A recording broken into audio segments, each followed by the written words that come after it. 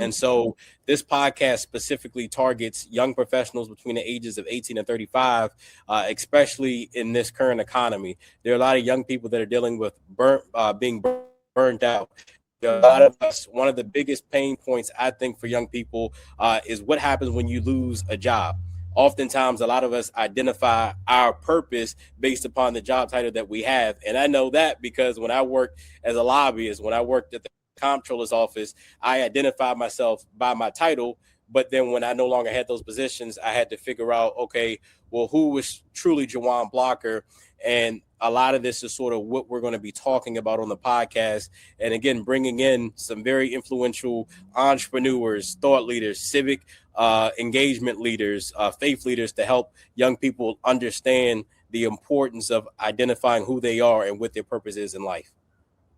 That is amazing. I mean, you're preaching to the choir. I would say anyone, even those outside of that target demographic, have felt things one thing at one point or another in their lives.